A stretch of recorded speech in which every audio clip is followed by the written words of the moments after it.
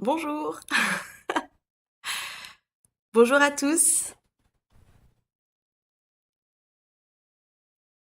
bienvenue. Alors, je ne sais pas si vous m'entendez ou quoi. Si vous pouvez juste, j'espère que c'est OK. Je vérifie juste que ce que j'ai, parce que j'ai partagé aussi le live sur le groupe du Café des Entrepreneurs. Je voudrais juste m'assurer que ça fonctionne.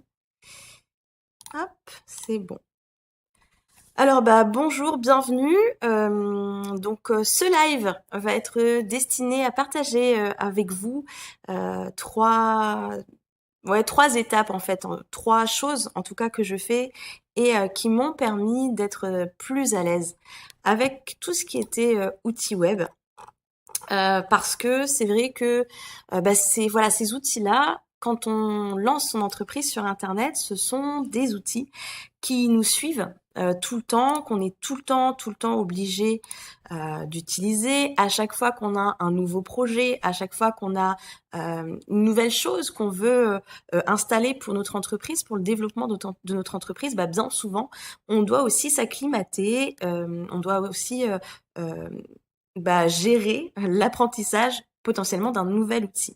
Ce que j'appelle outil du web, vous avez votre site bien entendu, les réseaux sociaux, les pixels, les robots là type chatbot, les sites membres, les moyens de paiement, les webinaires, les lives, les emails. Enfin, vous voyez, je vais pas vous faire la liste exhaustive, ce serait beaucoup trop long, mais en gros, voilà, vous avez compris l'idée. Et je sais que cela peut parfois vous effrayer. Ça vous effraie même parfois tellement que vous en arrivez à abandonner en fait ce projet qui vous tenait tellement à cœur parce que vous ne trouvez pas le bon outil, parce que vous avez peur d'y aller, parce que vous avez peur de tout casser et puis malheureusement ce projet il vous tenait à cœur et puis il était aussi potentiellement décisif pour le développement de votre entreprise. Et dans ces conditions, peut-être que vous vous dites, mais dans ces cas-là, je n'ai qu'à déléguer. Oui, d'accord, c'est une solution. Cependant, c'est pas forcément adapté à tout le monde parce que c'est peut-être pas le bon moment pour vous. Quand on débute, si vous avez déjà fait des investissements ailleurs ou si vous n'avez tout simplement pas de trésorerie, pas de fonds, c'est difficile de déléguer. Après, vous pouvez aussi ne pas avoir envie de déléguer parce que vous avez besoin de comprendre de manière très précise ce que le prestataire euh, va faire pour vous.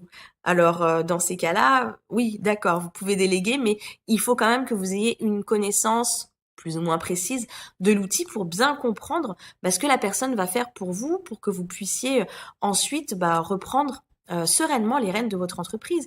Et puis, peut-être que tout simplement, vous n'avez pas envie de déléguer. Moi, je sais que sur certains projets, bah, je fonctionne comme ça. Alors, c'est bien ou c'est pas bien, peu importe, mais je suis tellement impatiente quand j'ai une nouvelle idée, quand je veux mettre quelque chose en place, j'ai envie que les choses aillent vite.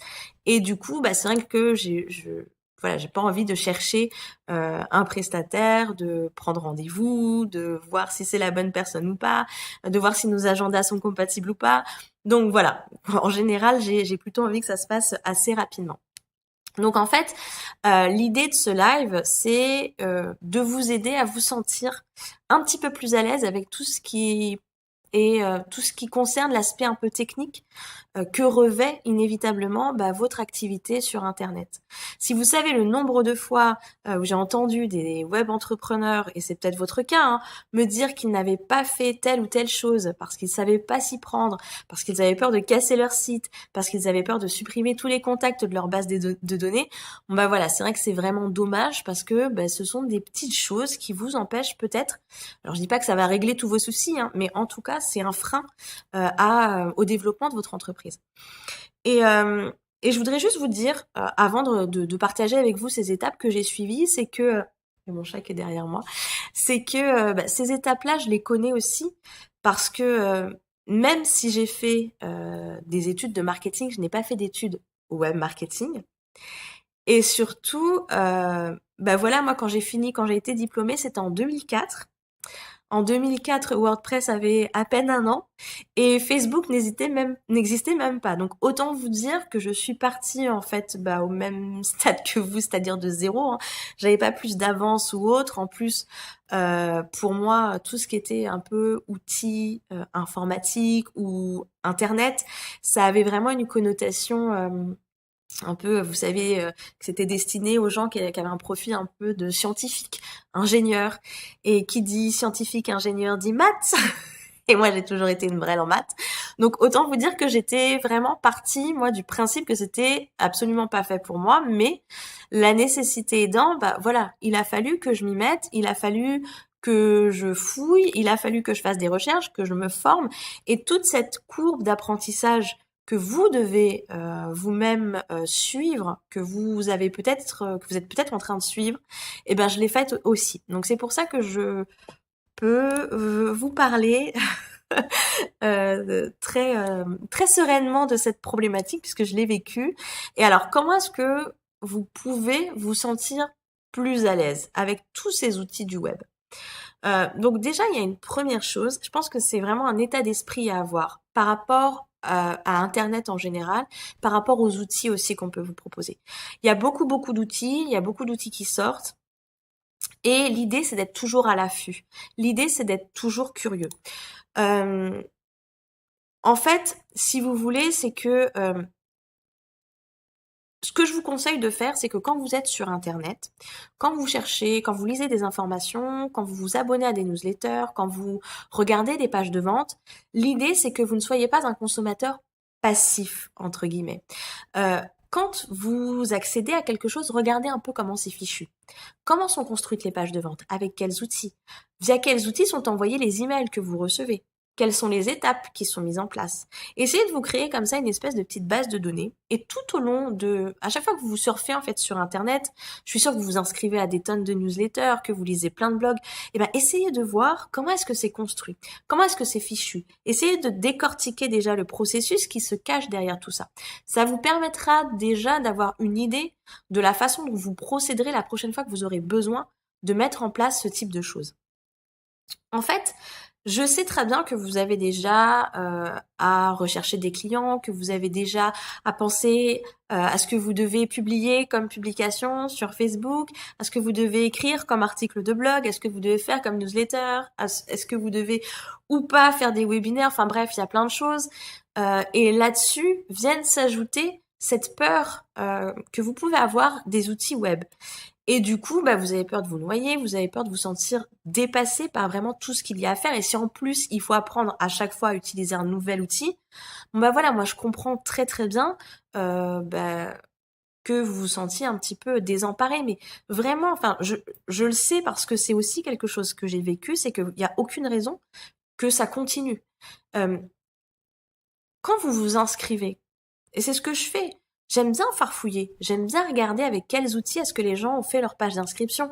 Est-ce qu'ils ont utilisé ClickFunnels? Est-ce qu'ils ont utilisé Leadpages? Est-ce qu'ils ont utilisé simplement leur site? Est-ce que c'était WordPress? De cette façon, vraiment, j'ai une espèce de petite base de données où je me dis, voilà, si j'ai envie de faire ça, il y a tel ou tel outil. Si j'ai envie de faire ça, il y a tel ou tel outil. Et puis quand le moment vient pour moi de mettre ce genre de choses en place, je reprends ma liste et puis j'approfondis un petit peu et je regarde quels sont les outils qui m'intéressent le plus. Parce que vous savez que euh, en regardant un petit peu ce qui se passe, en lisant les avis, en regardant les tutos, vous allez vraiment enrichir votre base de connaissances.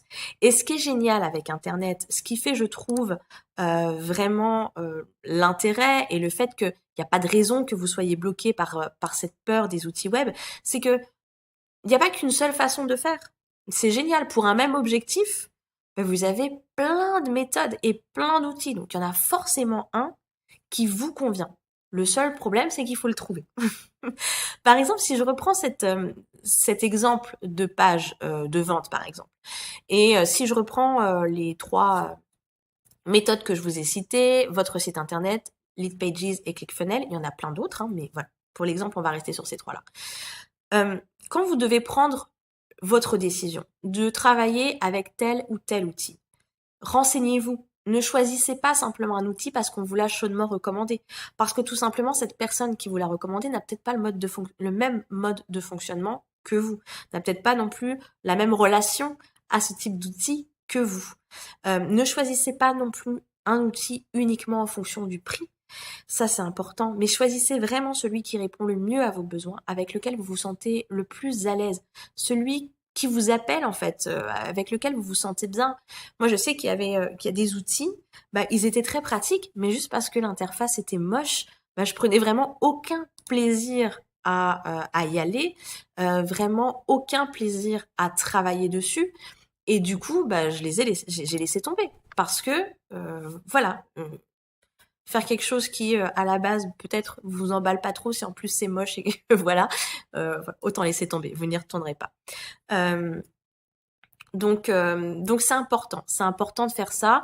Pensez à regarder la langue qui est utilisée. Si vous n'êtes pas forcément à l'aise avec la langue anglaise, bah, essayez de trouver un outil qui est en français ou qu'on peut au moins traduire. Regardez comment est le tableau de bord. Il y a souvent des impressions d'écran ou des démos. Donc n'hésitez pas à fouiller. Souvent aussi, vous pouvez aussi regarder si les solutions vous proposent de participer à des groupes Facebook. Donc c'est souvent un bon endroit pour pouvoir se faire une idée des possibilités d'utilisation des outils. La plupart des solutions proposent des groupes et dans ces groupes, bah voilà, vous allez retrouver des conseils, du soutien, etc. Et tout ça, c'est gratuit. En tout cas, c'est quelque chose que je trouve qui est important de travailler comme ça cette curiosité. Essayez d'avoir cette curiosité que vous aviez quand vous étiez enfant. Même si c'est pour des outils web et que c'est pas très fun. Voilà, c'est pas très sexy, mais bon, on en a besoin. Donc, essayez de mettre un peu de choses sympas et agréables derrière tout ça. En tout cas, n'oubliez pas que tout le monde est parti de zéro. Et même si, enfin voilà, et en fait, si vous voyez ça un peu comme une espèce de jeu, c'est peut-être un bien grand mot, mais en tout cas, une façon un peu d'être curieux, de stimuler un peu votre curiosité, etc. Bah voilà, les choses seront un petit peu plus faciles pour vous, je vous l'assure. Donc justement, magnifique transition avec la deuxième, le deuxième conseil que je peux partager avec vous, c'est de vous amuser et de vous tester. Bon, je vous le cache pas, hein, ça va pas être non plus. Si vous êtes un peu allergique aux outils du web, ça va pas non plus être le grand fun, mais bon, un peu de joie dans cette ça fait pas de mal. Donc utilisez aussi à chaque fois, n'hésitez pas. euh, vous avez souvent la possibilité de tester gratuitement un produit. Vous avez même parfois des versions gratuites du produit. Hein, la plupart le proposent dans ces outils-là. Soit vous avez des essais de 2 semaines, soit vous avez une version effectivement, ils appellent ça freemium en général ou gratuite. Mais essayez, expérimentez. Je peux vous assurer que vous ne casserez rien. En plus, il y a plein de façons de pouvoir tester un outil sans être obligé de le publier, de montrer le fruit de votre travail à qui que ce soit. Donc, rassurez-vous. Essayez aussi, quand vous testez ces outils-là, de vous créer une espèce d'environnement de cocon un petit peu préservé où vous pouvez créer des choses, essayer des choses sans avoir peur d'être jugé. Et vous n'êtes pas non plus obligé à chaque fois d'aller au bout du processus. Je pense par exemple aux pubs Facebook. Vous pouvez tout à fait vous familiariser avec l'interface, donc avec les fonctionnalités, avec le tableau de bord, etc., sans pour autant aller me publier votre publicité Facebook. Mais vous avez comme ça la possibilité de prendre en main les choses, de voir un peu comment ça se passe, de tester le potentiel de cible que vous avez avant de publier définitivement votre publicité. Donc, comme je vous disais aussi, créez-vous un petit espace sécurisé où vous vous sentez en sécurité. Par exemple, créez-vous des comptes tests. Une page Facebook test, bon, quoique là les gens peuvent voir, mais en tout cas ce qui est top, et moi ce que j'ai fait d'ailleurs, et j'ai toujours ça, c'est que je me suis créé un groupe Facebook secret. Il n'y a que moi et mon conjoint dedans. Et en fait, bah, l'idée, c'est que dans ce groupe Facebook secret, qui n'appartient qu'à moi, où personne ne peut voir ce que je fais, et ben je teste mes lives. J'ai testé différents outils pour trouver des façons de faire des lives tout en présentant des slides, ce genre de choses. Donc, vous voyez qu'on peut vraiment voilà, trouver des solutions pour pouvoir vous aider à avancer. De la même manière, pour les webinaires, je ne sais pas si vous le savez, mais en tout cas, vous pouvez utiliser YouTube, qui a une fonction YouTube Live. Donc voilà, vous pouvez mettre en place ça. Si jamais vous voulez tester votre webinaire, si jamais vous voulez voir, pardon, ce que ça donne quand c'est enregistré, si vous voulez vous assurer que les slides seront bien partagés et défileront, je ris en pensant à ça parce que l'un des premiers lives que j'ai fait, j'ai passé 1h10 à parler toute seule. Enfin, toute seule. Il y avait des gens quand même, hein. Mais mes slides n'ont pas bougé du tout. Je suis restée sur la page d'accueil tout le temps, tout le temps, tout le temps. Bon, ça m'a pas, les gens étaient quand même contents, mais voilà. C'est juste pour vous dire que faut pas hésiter à tester. Donc, ce YouTube là, vous me faites un live, mais vous le laissez en privé. De cette façon, personne ne peut le voir et vous aurez testé vos outils. Vous serez prêt pour le jour J, contrairement à moi. Et puis, la troisième étape que je voudrais partager avec vous, c'est à mon sens la plus importante et c'est à mon avis celle qui vous aidera le plus à sortir de cette peur de tester, d'essayer, peut-être de découvrir aussi un peu plus les choses par vous-même, d'être plus à l'aise avec ces outils, de vous débarrasser de cette peur de tout casser. Il est important que vous protégiez votre travail, votre contenu, votre création, vos réalisations. Alors oui, je vais pas vous le cacher, parfois les choses se passent mal. Parfois, vous appuyez sur un bouton et malgré tous les garde-fous possibles, eh ben, c'est foutu. Vous avez tout cassé. Je prends l'exemple du site parce que c'est souvent ça qu'on me dit, j'ai pas osé appuyer sur ce bouton, j'ai pas osé faire ci, faire ça parce que j'avais peur de péter mon site. Oui, ça peut arriver. Mais si vous avez fait les choses correctement, eh ben, normalement, vous avez mis en place un système de sauvegarde. Un système qui fait que, automatiquement, votre site est régulièrement sauvegardé, que ce soit les fichiers, les pages de votre site internet, et la base de données. Ça, c'est hyper important. Donc, en tout cas, si vous ne deviez retenir qu'une seule chose, et si vous avez du mal à passer à l'action, je vous encourage quand même vraiment, vraiment bonjour Sylvie. Je vous encourage vraiment, vraiment, si vous n'avez qu'une chose à faire, c'est ça, c'est vérifier. Est-ce que vous avez mis en place un système de sauvegarde pour votre site internet? Regardez, parfois il y a des hébergeurs qui font ça très bien et qui le font d'office. Si c'est pas le cas, vous devez absolument avoir votre propre système de sauvegarde. Tous les mois, automatiquement, vous sauvegardez votre site internet. C'est hyper important. Je suis un peu lourdingue là-dessus, je me répète, mais vraiment, faites-le. C'est vraiment essentiel.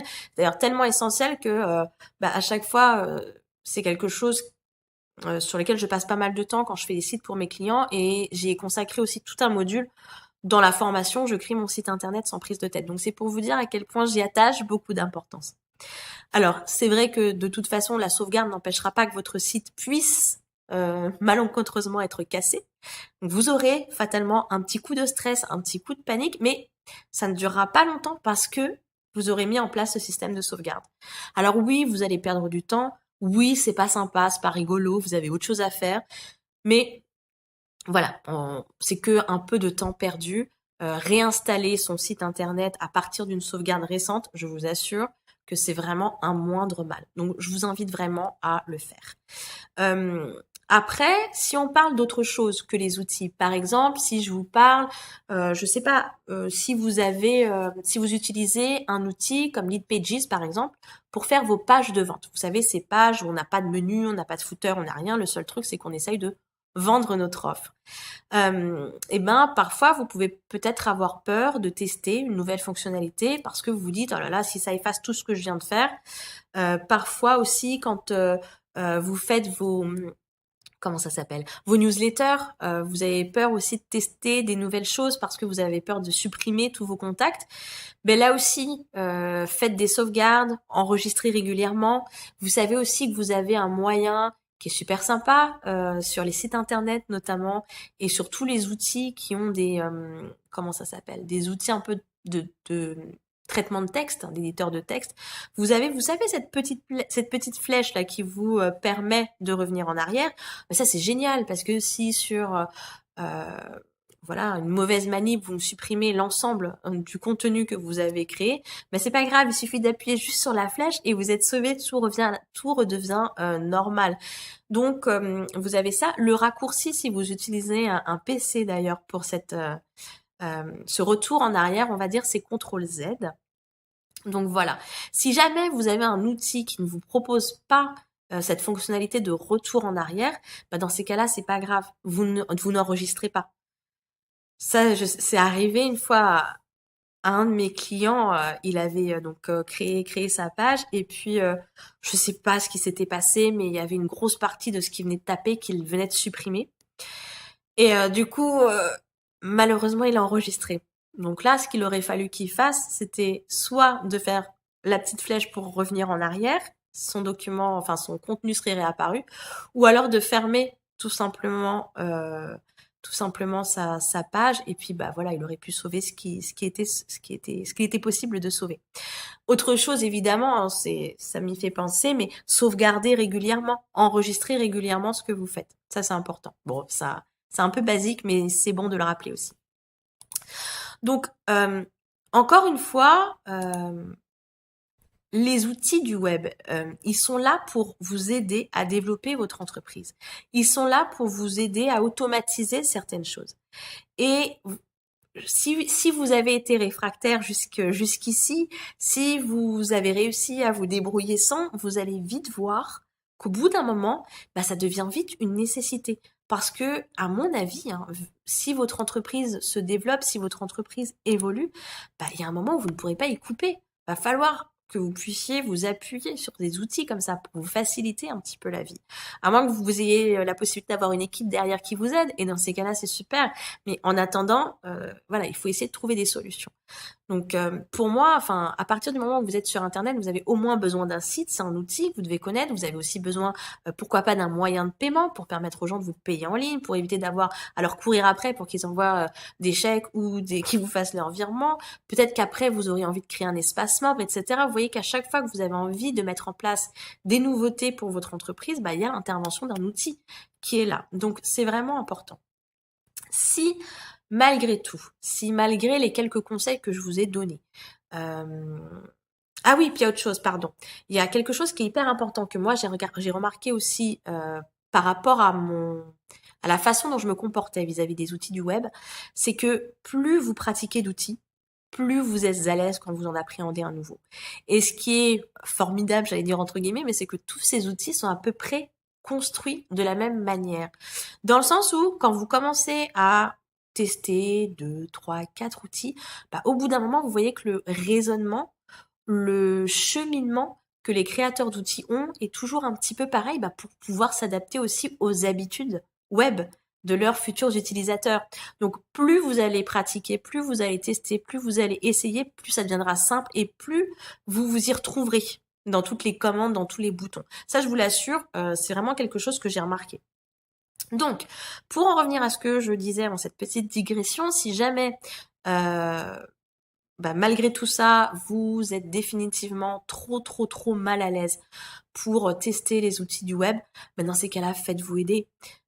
Faites-vous... Alors, moi, ce que je vous conseille, c'est peut-être une solution qui peut être pas mal si vous voulez pas déléguer, et c'est aussi une solution qui vous coûtera normalement moins cher, c'est de vous faire superviser pour mettre les choses en place.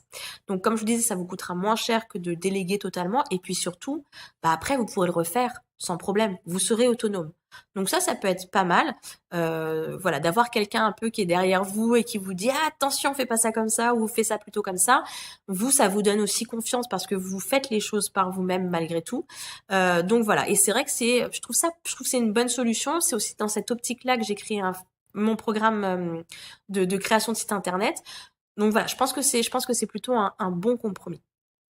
Encore un tout dernier conseil.